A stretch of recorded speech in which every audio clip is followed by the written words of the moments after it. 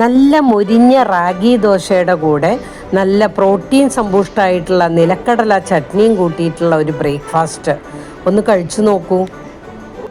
നിലക്കടല ചട്നി ഉണ്ടാക്കാനായിട്ട് ആദ്യം തന്നെ നമുക്ക് 2-3 ചുമന്ന മുളകും നിലക്കടലയും വറുത്തെടുക്കണം. അതിനായിട്ട് നമുക്ക് നല്ലെണ്ണയോ അതല്ലെങ്കിൽ വെളിച്ചെണ്ണയോ ഉപയോഗിക്കാം.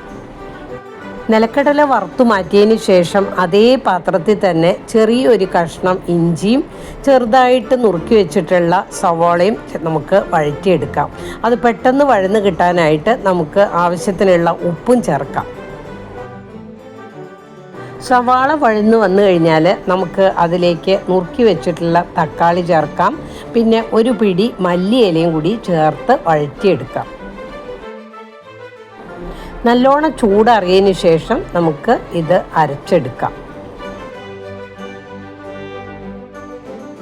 നിലക്കടല ചട്നിയിൽ പുളി രസത്തിനായിട്ട് ചിലരൊക്കെ വാളംപുളി ചേർക്കാറുണ്ട്. ഞാൻ വാളംപുളിയല്ല ചേർത്തിരിക്കുന്നത്, ഞാൻ തക്കാളിയാണ് ചേർത്ത് അരച്ചിരിക്കുന്നത്. റാഗി ദോശ എന്ന് പറഞ്ഞ് വെറുതെ റാഗിപ്പൊടി കലക്കിയിട്ട് ഉണ്ടാക്കുന്നതല്ല കേട്ടോ ഇത്. ഉഴുന്നും ഉലുവയും ചേർത്ത് നമ്മൾ അരി കൊണ്ടുള്ള ദോശ ഉണ്ടാക്കുന്ന പോലെ ഫെർമെൻറ്റ് ചെയ്തിട്ട് തന്നെയാണ് ഈ ദോശ ഉണ്ടാക്കുന്നത്. അതുകൊണ്ട് ഇതിന് ഒരു പ്രത്യേക സ്വാദ് തന്നെയാണ്. റാഗി കൊണ്ടുള്ള വിഭവങ്ങളുടെ ഗുണങ്ങളൊന്നും ഞാൻ പറയാണ്ട് തന്നെ എല്ലാവർക്കും അറിയാമല്ലോ അല്ലേ.